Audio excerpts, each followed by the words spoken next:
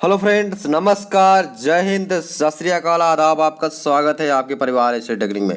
दोस्तों, आज हम आपके लिए टॉप 30 क्वेश्चन ले आए हैं जो आपके लिए रामबाण और सजीवन बूटी सिद्ध हो जाएगा। किसी भी एग्जाम में जाएंगे, अगर मुगल काल से कोई भी प्रश्न आ गया तो इस वीडियो को देखने के बाद आज से आपका कभी भी कोई भी प्रश्न गलत नहीं होगा। दोस्तों, ये मेरा गारंटी है, ये मेरा दावा है। दोस्तों, इस वीडियो को देख लो तो एक भी क्वेश्चन गलत नहीं होगा। दोस्तों, अगर एक पॉइंट मिस कर दिए, दोस्तों एक पॉइंट छूट गया तो दिल हमारा टूट गया। दोस्तों, आपको मेरा दिल नहीं तोड़ना है, आपको इस क्वेश्चन को ही तोड़ करके रख देना है। एक एक क्वेश्चन को तोड़ करके रख देंगे। दोस्तों, चलिए दोस्तों हम लोग शुरू करते हैं। देखो, पहला क्वेश्चन यहीं पर है, इसका आंसर दो। बताओ क्या होगा। लिखा, निम्नलिखित मुगल भवनों में से किसमें यह अन्य विशेषता बताई जाती है कि वह लंबाई और चौड़ाई में बिल्कुल बराबर है। आगरा का किला, लाल किला, ताजमहल, बुलंद दरवाजा। बताओ भैया क्या आंसर हो गया। आंसर बताइए क्या आंसर होगा। आंसर होगा, देख लिया होगा आपने, ताजमहल। तो ताजमहल की लंबाई और चौड़ाई बिल्कुल बराबर है। ध्यान देना, पॉइंट को बैठाना। इसी प्रकार से धुआंधार एक एक पॉइंट ऐसे ऐसे क्वेश्चन लिए गए हैं। दोस्तों, अभी क्वेश्चन देखिएगा, कितना मजा आ जाएगा। दोस्तों, चलो आगे देखते। तो दूसरा क्वेश्चन हमारा है दोस्तों, निम्न में से किसका अपने समकालीन मुगल बादशाह के साथ मिलान गलत हुआ है। दोस्तों, तो बताइए दूसरे क्वेश्चन का क्या आंसर होगा। किसका मिलान गलत हुआ है। क्या राणा सांगा के समय बाबर आए थे, या पृथ्वीराज चौहान के समय अकबर थे, जुझार सिंह के समय शाहजहां थे, जसवंत सिंह के समय औरंगजेब थे। बताओ कौन सा आंसर सही होगा। बताइए साथियों, कौन सा सही आंसर सही होगा। राणा सांगा और बाबर का युद्ध हुआ था, जानते हैं आप लोग कहां पर हुआ था। खनवा का युद्ध हुआ था, 1527 में हुआ था, याद रखिए। लेकिन पृथ्वीराज चौहान और अकबर का कोई मेल नहीं खाता है। दोस्तों, पृथ्वीराज चौहान 12वीं शताब्दी का हमारा शासक था। इसका युद्ध जो हुआ था, इसका युद्ध मोहम्मद गौरी से, तराइन के मैदान में 2 युद्ध लड़े थे मोहम्मद गौरी से पृथ्वीराज चौहान ने। एक पहले वाले युद्ध में, तराइन का प्रथम युद्ध जो 1191 में हुआ था, उसमें पृथ्वीराज चौहान की विजय हुई थी। लेकिन दूसरे वाले युद्ध में 1192 में जो युद्ध हुआ था तराइन के मैदान में, उसमें मोहम्मद गौरी का विजय हुआ था। इसको याद रखिएगा दोस्तों। तो ये हमारा दूसरा वाला ऑप्शन ही गलत हो जाएगा, और जो ऑप्शन गलत है आपको उसी से बताना है कौन सा ऑप्शन मैचिंग नहीं है। तो ये मैचिंग नहीं है। बाकी देखिए, जुझार सिंह के समय शाहजहां थे, जसवंत सिंह के समय औरंगजेब थे, सही है। लेकिन हमारा जो है बी वाला ऑप्शन जो है नहीं मैच खा रहा है, तो बी इसका सही आंसर हो जाएगा। क्लियर हो गया दोस्तों। समझ में आना चाहिए, एक एक पॉइंट क्लियर होना चाहिए दोस्तों, कोई भी पॉइंट नहीं छूटना चाहिए आपका। चलो दोस्तों आगे बढ़ते हैं, समझ में आ गया होगा मेरे हिसाब से। चलो देख लेते हैं हमारा अगला क्वेश्चन क्या है। आंसर दो, आंसर दो भैया इसका। सोचो मत, आंसर दो, त्राक से आंसर मानो तुरंत। क्या लिखा है। भारत में सबसे पहले तोपखाने का प्रयोग किसने किया था।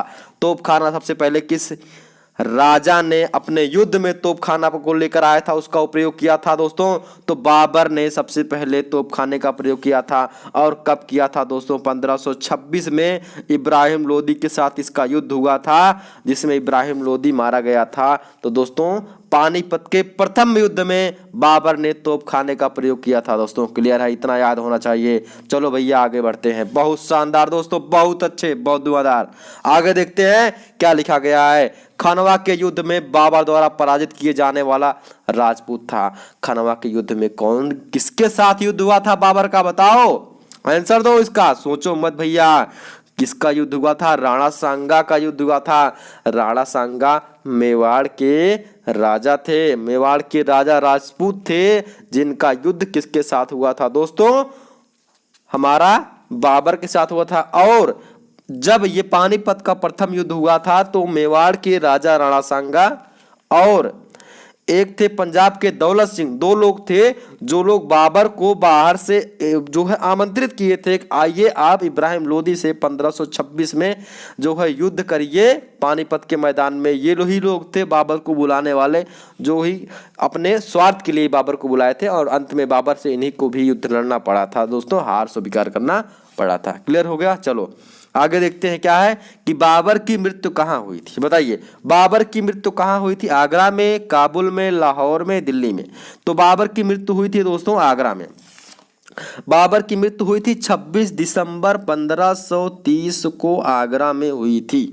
कब हुई थी? 26 दिसंबर 1530 में आगरा में हुई थी। लेकिन शुरुआती में उसको आगरा में नूर अफगान, जिसका आधुनिक नाम, जिसका इस समय का नाम है आराम बाग में दफनाया गया था। लेकिन उसकी आखिरी इच्छा क्या थी? बाबर की आखिरी इच्छा ये थी कि उसका अंतिम संस्कार या उसको जो दफनाया जाए वो काबुल में दफनाया जाए। तो उसके आखिरी इच्छा को ध्यान में रखते हुए उसका पुत्र हुमायूं उसका जो दफनाया गया था उसको निकलवा करके वहां से उसके जो है अंतिम मकबरा जो काबुल में बनवाया था। काबुल कहाँ है दोस्तों? अफगानिस्तान की राजधानी काबुल है। तो काबुल में जो है किसका मकबरा है? बाबर का मकबरा। क्वेश्चन पूछा जाता है कि बाबर को पहले कहाँ दफनाया गया था? आगरा में। इसके बाद उसको कहाँ ले गया था? वहां से उठा करके काबुल ले जाया गया था। ये क्वेश्चन बहुत इंपॉर्टेंट है, क्वेश्चन पूछा जाता है, गलती मत करना भैया। चलो देख लो अगला क्वेश्चन क्या है। दिल्ली में पुराना किला का निर्माण किस शासक के शासनकाल में हुआ था? किस शासक के शासनकाल में दिल्ली में पुराना किला का निर्माण हुआ था? बताओ आंसर दो। युधिष्ठिर, शेरशाह सूरी, हुमायूं, अकबर। भैया ये जो पुराना किला बना था वो 1533 ईस्वी में शुरू हुआ था और 1538 ईस्वी में हमारा बन के तैयार हुआ था। 5 साल लगा था बनने में। बताओ कौन सा आंसर सही होगा? अपने से बता दो। अब बताओ कौन सा आंसर सही होगा? तो भैया हुमायूं रहा होगा, क्योंकि 1530 में बाबर की मृत्यु हो जाती है। तो 1530 के बाद से राजा कौन बनेगा? हुमायूं बनता है। तो हुमायूं बनता है तो वहां से क्या हो जाएगा कि 1533 और 1538 में कौन था? पुराना किला का निर्माण किसने करवाया था? हुमायूं ने करवाया था। लेकिन जब 1540 में कन्नौज के युद्ध में हुमायूं की हार हो जाती है तो शेरशाह सूरी का इस किले पर क्या हो जाता है? अधिकार हो जाता है। और शेरशाह सूरी इस किले में कुछ और यहाँ पर निर्माण करवा करके इसका नाम क्या रख देते हैं दोस्तों? इसका नाम शेरगढ़ का किला रख दिया जाता। किसका नाम? दिल्ली के पुराने किले का नाम क्या रख दिया जाता है?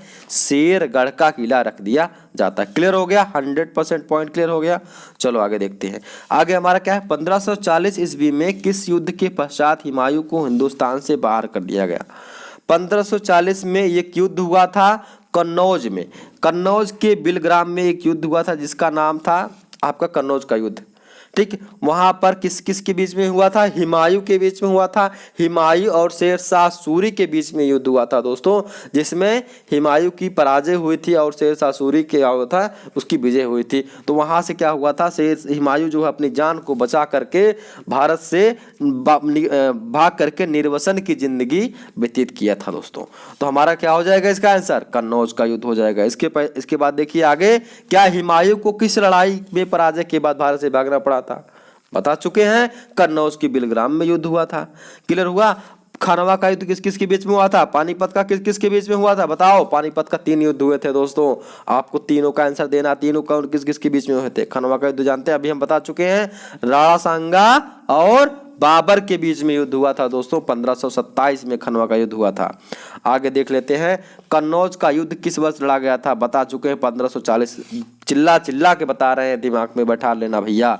चलो आगे बढ़ते हैं, आगे देख लेते हैं और कुछ इंपॉर्टेंट क्वेश्चन है। आगे देख लेते हैं, एक चीज और देख लो भैया, 1539 के बारे में समझ लो क्योंकि इसके बारे में नहीं दिया गया। 1539 में दोस्तों युद्ध हुआ था किसके बीच में? 1539 में हुआ था शेरशाह सूरी और हुमायूं के बीच में युद्ध लड़ा गया था। कहां पर? चौसा का युद्ध हुआ था, जिसमें शेरशाह सूरी की विजय हुई थी, हुमायूं की पराजय हुई थी। इसके बाद 1540 में एक युद्ध हुआ और 1540 में हार के बाद हुमायूं जो है निर्वसन की जिंदगी व्यतीत करने के लिए क्या होता है कि आगरा या दिल्ली का एरिया छोड़ करके भाग जाता है और जाकर के काबुल में रहता है, निर्वसन की जिंदगी व्यतीत करता है। दोस्तों इतना आपको याद रखना है, नहीं भूलना है, ध्यान में दिमाग में बैठा करके चलना है। एक पॉइंट छूट गया दोस्तों, दिल हमारा टूट गया। आप जानते हैं दिल नहीं तोड़ना है। चलो भैया क्या देखना है आगे? कलानौर में राज्याभिषेक के समय अकबर की आयु कितनी थी? अब एक कहानी सुन लो, पहले कहानी सुन लो, इसके बाद देखते हैं। अब क्या हुआ कि 1555 में क्या हुआ कि शेरशाह सूरी की मृत्यु होने के पश्चात क्या हुआ? उसका राज्याभिषेक, मतलब उसके जो वारिस थे वो लोग सॉरी दोस्तों, उत्तराधिकारी थे, क्या हुआ, वे जो है शासन सत्ता को सही से नहीं चला पाए। तो फिर क्या हुआ, मौका पा करके हुमायूं ने क्या हुआ, दिल्ली और आगरा पर अपना अधिकार कर लिया। लेकिन दुर्भाग्यवश क्या हुआ कि 1555 के एक साल बाद ही, 1554 में आया था, 1555 के लगभग में क्या हुआ कि आगरा में पुस्तकालय की सीढ़ियों से उतरते वक्त उसका पैर सीढ़ियों से फिसल गया और वे सीढ़ियों से लुढ़क करके मर गया। अब क्या हुआ कि सीढ़ियों से लुढ़क करके कौन मर गया, हुमायूं। उस समय क्या था, अकबर की आयु कितने साल थी दोस्तों, 13 साल थी। और उस समय क्या हुआ, अकबर की आयु 13 साल थी और वो पंजाब के कलानौर में था। और पंजाब के कलानौर में था, वहीं पर इसका क्या कर दिया गया, राज्याभिषेक कर दिया गया। कितने साल का था दोस्तों, अकबर 13 साल का था। पूछा जाता है एक क्वेश्चन और, अकबर का जन्म कब हुआ था, 1542 ईस्वी में। कहाँ पर हुआ था, अमरकोट में हुआ था। दिमाग में बैठा लेना, भूलना मत अकबर के बारे में। आगे देखिए अकबर के बारे में और कुछ बात करेंगे, अभी पॉइंट आगे आज बात करेंगे। आगे देखिए, राज्यनामा निम्नलिखित में से किसका फारसी अनुवाद है, महाभारत, रामायण, पंचतंत्र, कथा, सरित सागर।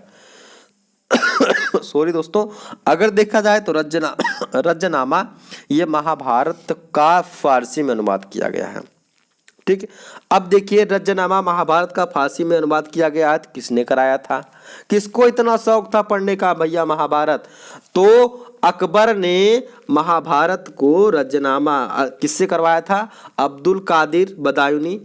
दोस्तों अब्दुल कादिर बदायूनी, नकीब खां फैजी, अबुल फजल शेख सुल्तान, ये सभी विद्वानों ने मिल करके महाभारत को किस फारसी भाषा में अनुवाद कराया था, जिसका नाम क्या कहा जाता है, राज्यनामा। दिमाग में बैठा लेना, गलती मत होने देना भैया। आगे देख लो, रामायण का अनुवाद फारसी भाषा में किसने कराया था, ये सब चीजें आपको याद होना चाहिए दोस्तों।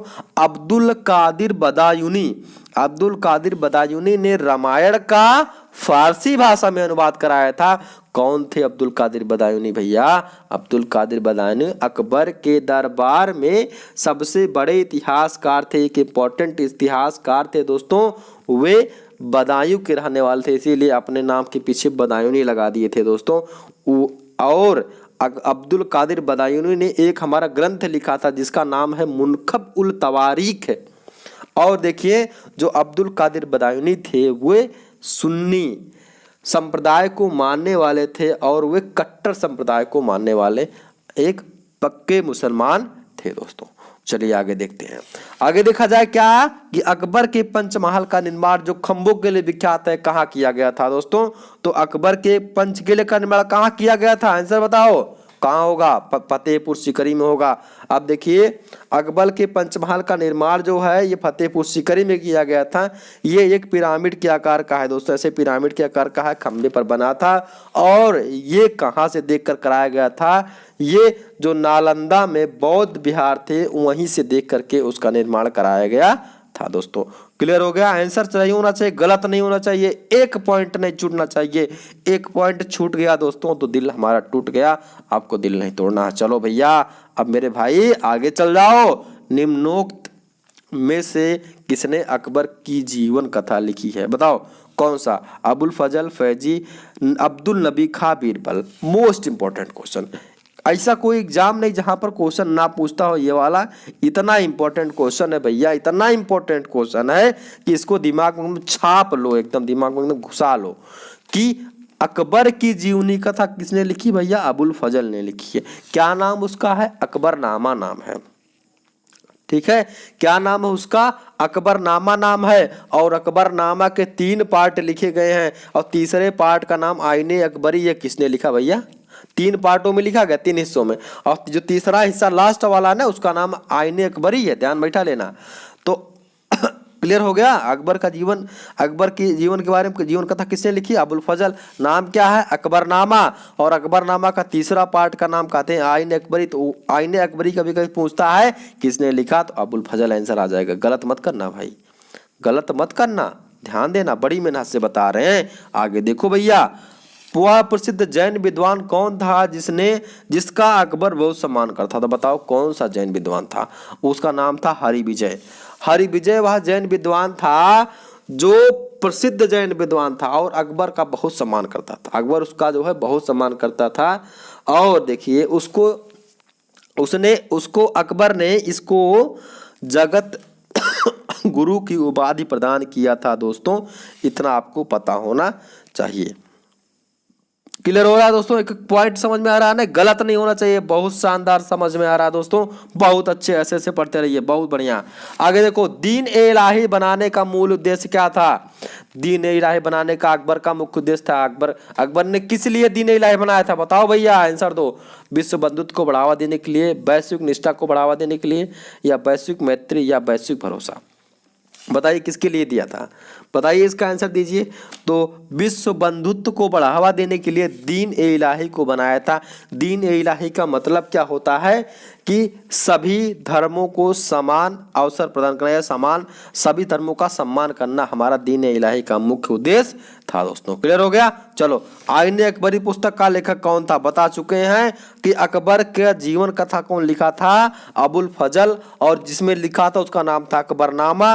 अकबरनामा 3 हिस्सों में लिखा गया था। जो लास्ट का हिस्सा था उसको आईने अकबरी भी कहते हैं। तो आईने अकबरी कौन लिखा रहा होगा? बताओ भैया, कौन लिखा रहा होगा? अबुल फजल। हलवा क्वेश्चन है, रगड़ दिए, पास हो गया। ऐसे क्वेश्चन बनते हैं बहुत कठिन क्वेश्चन नहीं आते दोस्तों। बस ऐसे देखते रहो, भी हवा हवा उड़ा देंगे दोस्तों हम लोग। क्वेश्चन ऐसे क्वेश्चन कर लेंगे ना, इसके बाद आज से आपका कभी क्वेश्चन नहीं गलत होगा। अकबरनामा किसने लिखा? फिर वही क्वेश्चन, अबुल फजल लिखे थे।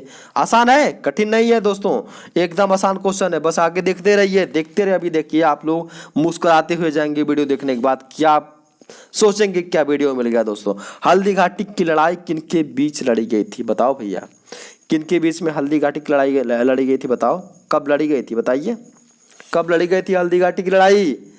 बताइए आप लोग, कब लड़ी गई थी? तो अकबर और महाराणा प्रताप सिंह के बीच में लड़ी गई थी। कब लड़ी गई थी? 1576 में। ठीक है, तो अकबर जो है हल्दी घाटी की लड़ाई 1576 में लड़ी गई थी, अकबर और महाराणा प्रताप के बीच में। राणा प्रताप के बीच में क्या हुआ था कि इसमें राणा प्रताप सिंह की हार हुई थी और राणा प्रताप सिंह जो है भाग करके पहाड़ियों के पीछे छुप गए थे और अकबर की क्या हुई थी? विजय हुई थी। दिमाग में बैठा लेना, पॉइंट याद कर लेना। हल्दी घाटी का डेट पूछा जाता है तो 1576 ईस्वी आप लोग ध्यान में बैठा लेना, एकदम याद कर लेना, इसको दिमाग में बैठा लेना। चलो भैया आगे देख लो। बहुत बढ़िया, बहुत बढ़िया, बहुत बढ़िया, बहुत बढ़िया मेरे दोस्त। चलो, मुगल प्रशासन व्यवस्था में मनसबदारी प्रणाली को किसने प्रारंभ किया? शाहजहां, अकबर, जहांगीर, बाबर। अब भैया पहले मनसबदारी समझ लो। तो फौज का मतलब सेना का जो मुखिया होता था ना, उसी को कहते थे मनसबदार। और वो जो प्रथा चलती थी उसको कहते हैं मनसबदारी। बस खत्म। और ये चालू किसने किया था भैया? अकबर ने चालू किया था। कठिन है? आसान है? उड़ गया दोस्तों। तो मनसबदारी प्रथा को किसने चालू किया था? अकबर ने चालू किया था। आंसर आ गया? चलो भैया आगे बढ़ लेते हैं, आगे बढ़ लेते हैं। मनसबदारी प्रणाली की आरंभ किसने की थी? अकबर ने की थी, बता चुके हैं अभी। आगे देख लेते हैं अगला क्वेश्चन क्या है। निम्न में से किसने मनसबदारी व्यवस्था का सूत्रपात किया था? भैया अकबर ने, ये भी सही है। आगे देख लेते हैं क्या है। फतेहपुर सीकरी का निर्माण किसने कराया था? बताओ फतेहपुर सीकरी का निर्माण किसने कराया था दोस्तों? आंसर बताइए आप लोग, बताओ इसका आंसर क्या होगा? इसका आंसर क्या होगा भैया? अकबर होगा। उत्तर प्रदेश के आगरा क्षेत्र में है दोस्तों फतेहपुर सीकरी। ठीक, और इसका निर्माण किसने कराया था? अकबर ने कराया था। और यहाँ जो है हिंदू और मुस्लिम वास्तुशिल्प के मिश्रण का सर्वश्रेष्ठ उदाहरण है। यहाँ पर हिंदू का भी वास्तुशिल्प मिलता है और मुस्लिम का भी वास्तुशिल्प मिलता है। इसको ध्यान में बैठा लेना, मत भूलना इसको, नहीं तो पॉइंट हमारा गलत हो जाएगा। एक भी पॉइंट नहीं छोड़ना है दोस्तों। चलो आगे देख लेते हैं, आगे देख लेते हैं हमारा क्या है। निम्नलिखित में से कौन सा एक फतेहपुर सीकरी में स्थित नहीं है? पंचमहल, मोती मस्जिद, सलीम चिश्ती का मकबरा या मरियम पैलेस? भैया ये सभी हमारे हैं कहाँ पर? फतेहपुर सीकरी में। आंसर बताओ कौन सा नहीं होगा? मोती मस्जिद जो आपका है ये आगरा और दिल्ली में है। मोती मस्जिद कहाँ है भैया? आगरा और दिल्ली में स्थित है। लेकिन बाकी सब जो हैं वहाँ को कहाँ पर हैं? फतेहपुर सीकरी। और फतेहपुर सीकरी बता चुके हैं कहाँ पर है? उत्तर प्रदेश के आगरा क्षेत्र में स्थित एक जगह पर, एक जगह है दोस्तों है। ये सब आपको याद होना चाहिए। चलो आगे देखें। अकबर अपना धार्मिक विचार विमर्श कहाँ करता था? बताओ। चौदाबाई महल, पंचमहल, इबादत खाना, बुलंद दरवाजा। तो अकबर अपना जो धार्मिक विचार विमर्श करता था दोस्तों, वो इबादत खाना में करता था। क्या करता था दोस्तों, कहाँ पर है दोस्तों इबादत खाना? फतेहपुर सीकरी में है दोस्तों इबादत खाना, और इसकी स्थापना 1575 में किया गया था दोस्तों। इबादत खाने में क्या होता था, गुरुवार को शाम को क्या होता था, चर्चा होती थी, धार्मिक चर्चा होती थी। इसके बाद दोस्तों 1558 में उसने इबादत खाना को धर्म संसद में परिवर्तित कर दिया, और कुछ समय बाद क्या हुआ, पहले तो मुस्लिम लोग जाते थे, लेकिन कुछ समय बाद उसको सभी धर्म के संप्रदाय के लिए खोल दिया गया दोस्तों। उसमें ईसाई, हिंदू, जैन, पारसी सब लोग आने लगे, और सब लोग अपना विचार विमर्श करते थे दोस्तों किसमें, इबादत खाना में। क्लियर हो गया होगा दोस्तों, एक एक पॉइंट आपको समझ में आ गया होगा। बहुत शानदार, आपके लिए दोस्तों हीरा है, सोना है दोस्तों, सब कुछ है ये दोस्तों, बस गलत नहीं होना चाहिए एक एक पॉइंट। आगे देखो भैया, आगे हमारा है प्रयाग नगर को इलाहाबाद अल्लाह का घर, अल्लाह का नगर नाम से नगर नाम किसने दिया दोस्तों, किसने दिया बताओ? औरंगजेब, अकबर, शाहजहां, बहादुर शाह जफर। तो प्रयाग नगर को इलाहाबाद नगर का नाम अकबर ने दिया था, अल्लाह का घर दोस्तों अकबर ने दिया था। आगे देख लीजिए कि अकबर के आरंभिक दिनों में उसका रीजेंट कौन था। तो अकबर के आरंभिक दिनों में उसका रीजेंट या संरक्षक कौन था, बैरम खां था। और पानीपत के द्वितीय युद्ध जो 1556 में हुआ था, वो अकबर उस समय कितने साल का था, 14 साल का था। तो उस समय जो युद्ध हुआ था वो बैरम खां और दोस्तों किसके बीच में हुआ था, बैरम खान के बीच में हुआ था और हेमू के बीच में हुआ था दोस्तों, जिसमें बैरम खान ने हेमू को हरा दिया था दोस्तों। और आगे अगर देखा जाए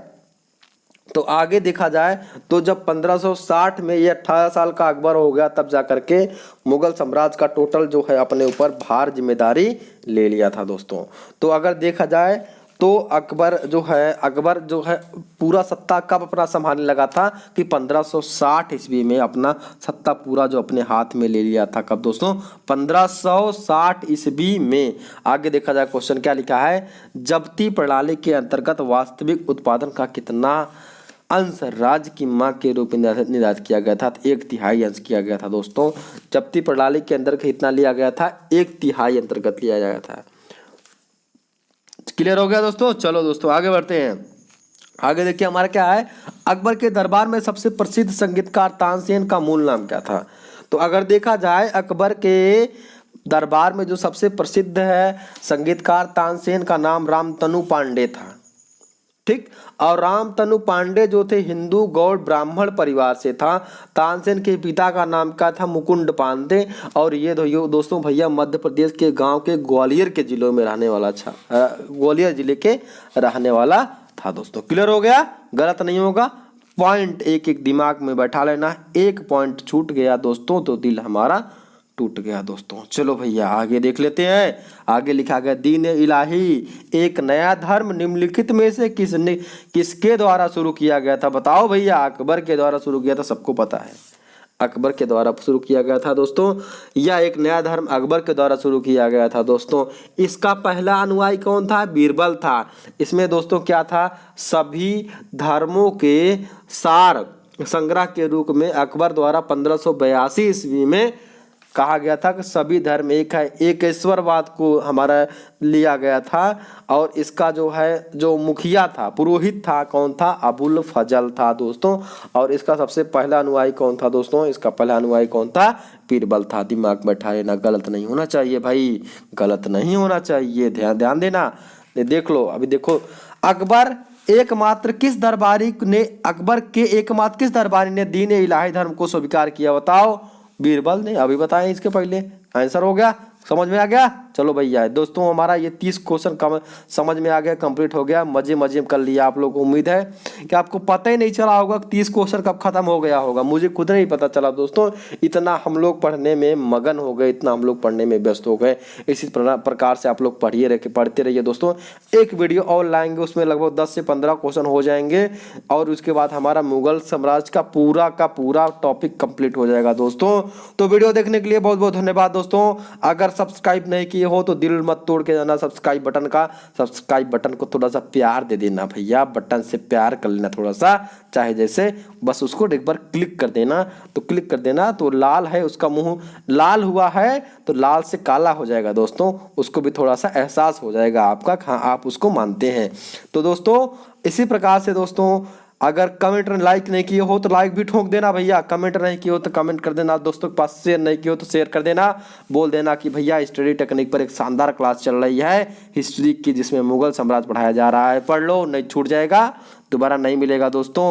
तो इसी प्रकार से दोस्तों हंसते रहिए, मुस्कुराते रहिए और धुआंधार पढ़ते रहिए दोस्तों। मिलते हैं नई वीडियो में, तब तक के लिए अपना ख्याल रखिए। जय हिंद, वंदे मातरम।